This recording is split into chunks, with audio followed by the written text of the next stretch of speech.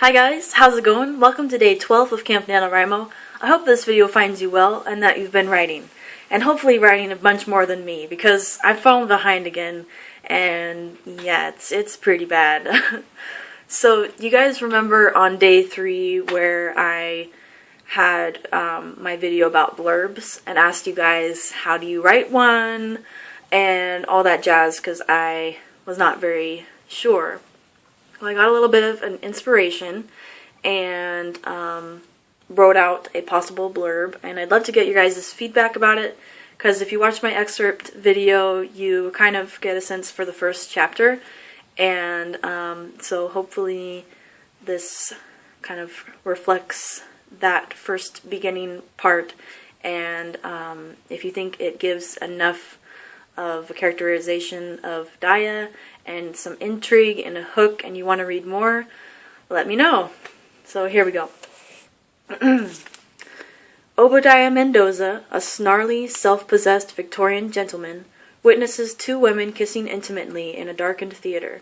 He knows nothing about them, yet somehow knows at the very core of his being that one is the love of his life, while the other is ... useless. So it's short and sweet, and hopefully it sets up Daya, a setting, a hook, some kind of little bit something different with kind of lesbian undertones. What's going on? Do you want to read more? Let me know.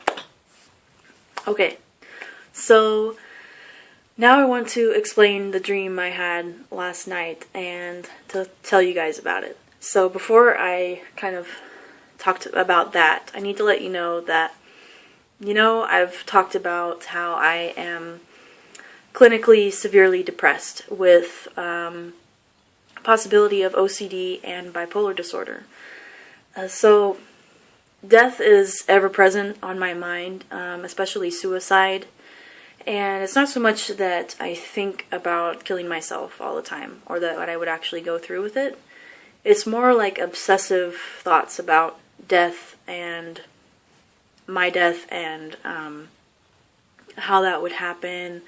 And so there's triggers for me, like if I'm in the shower, I'll think about hanging myself, or if I'm in the parking lot, I'll think about somebody backing into me and getting severely injured. Or if I'm holding a big knife, I'll think about slitting my wrist. So, those are just, that's like a daily thing. Maybe 3 to 5 times a day I'll obsessively think about death. So it's something that's very intimately in my brain and subconscious, and something that I don't really face very often. And so I think this dream is kind of a spark on that subject. Basically, I had a dream where a girl kills herself to be able to see her family's reactions to her death in kind of a selfish way.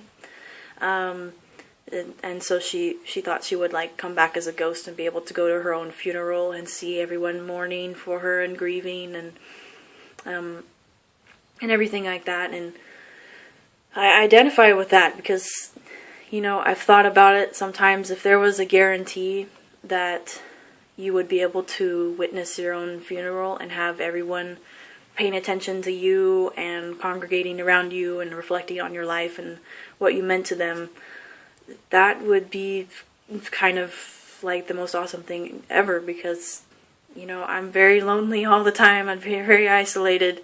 Sometimes you just need that attention. And so this girl wants that, and she wants those,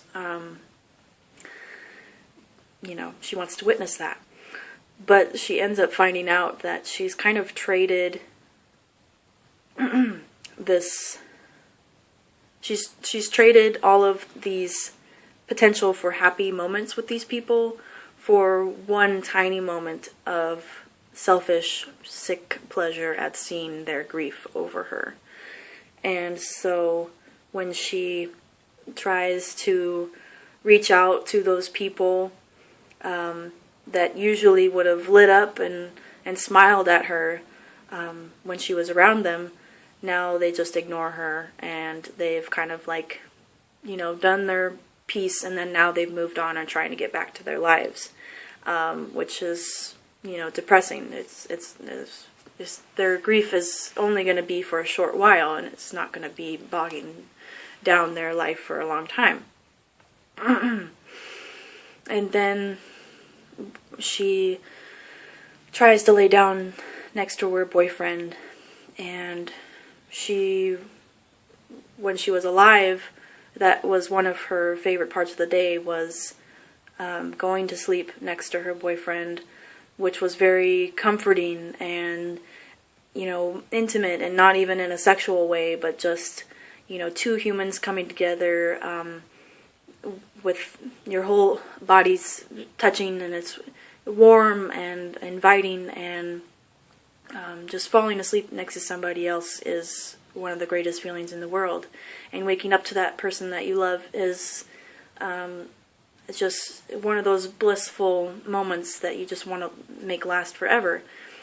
And when she comes back as a ghost and tries to chase that feeling, she lays down next to her boyfriend, and since she's a ghost, she kind of passes through him. She's just a wisp of a ghost, and her being next to him chills him and nauseates him and wakes him up. And so now she's watching as he's kind of sick to his stomach, and he's woken up, obviously, and he's kind of laying in bed and just miserable, you know, without her there. And now he's feeling horrible, and she wants to reach out and comfort him, but the more she does that, the worse it gets. And so she's just realizing how her selfish act has really impacted the one that she loves very negatively, and she wishes that there was something that she could do, but she's already done the worst thing that she could do. So obviously this has a lot of meaning for me, and it would seem to me to be very therapeutic to kind of explore it, and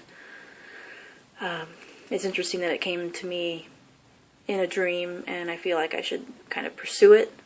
But I don't think that it has the scope or scale to be like a novel, so I'm not worried about it being like a plot bunny thing where I'll try to, you know, focus on this dream project right now and forget The Sun Went Red for Camp Nanowrimo. No, I just want to try to think about this today and write about it if I can, and I'll use those words towards Camp Nanowrimo. Any writing that you do will count.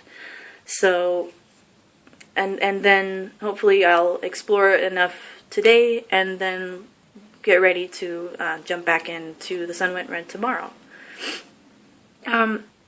So, yeah, I thought it was an interesting dream, and it seems very vivid, and it's actually, funny enough, a first-person present kind of a deal, so that's how I would write it. And my first opening line is, "I'm headed to my funeral on top of the hill." So, your camp activity for today is to leave me your blurb below, and if you want to let me know what you thought of my blurb, that'd be cool. And also, I know this is a dark subject, but do you think about suicide? Or have you had any dreams that make you really reflect on something that is powerful for you?